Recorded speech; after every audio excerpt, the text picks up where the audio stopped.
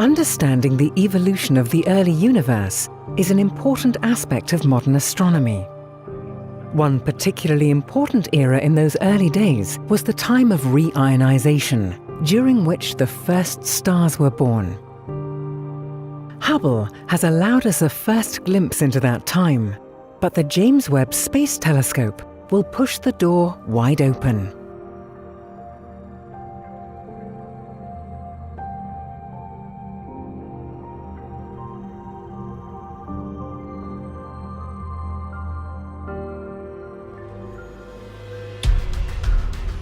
$13.8 billion years ago, the universe started with the Big Bang.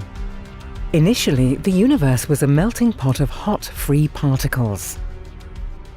As it started to cool down, the protons and neutrons combined and attracted free electrons to form neutral atoms, mostly hydrogen, but also some helium.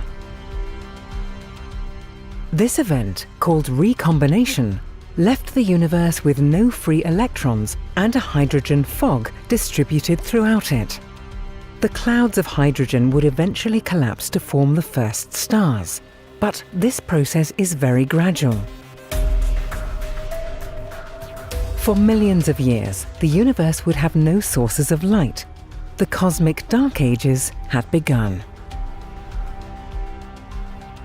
Then the gravity of denser regions began to attract the matter around them. These regions collapsed to become the first stars and galaxies, eventually beginning to shine.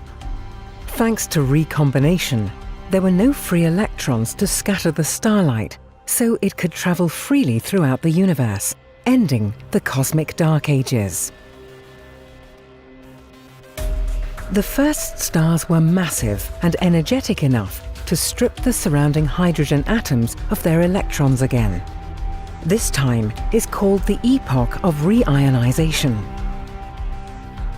This era began probably as early as 400 million years after the Big Bang, and it lasted for several hundred million years.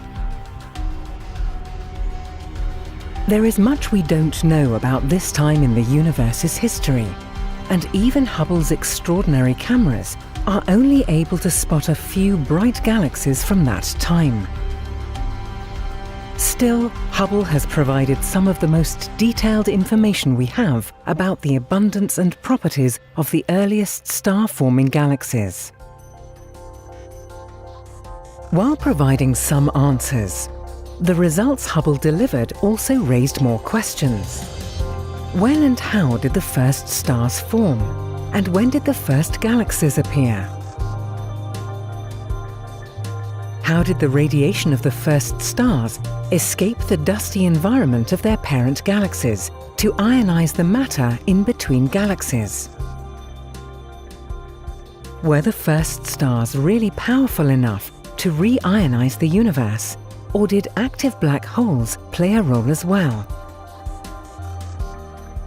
The forthcoming NASA ESA CSA James Webb Space Telescope, with its infrared-sensitive cameras and gigantic 6.5-meter mirror, will be able to teach us about these early days of the universe.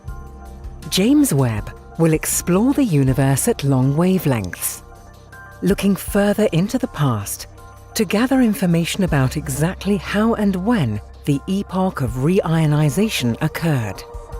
This will shed more light on this epoch, during which the first stars started to illuminate the universe. We are ready to be surprised by nature beyond our wildest imaginations.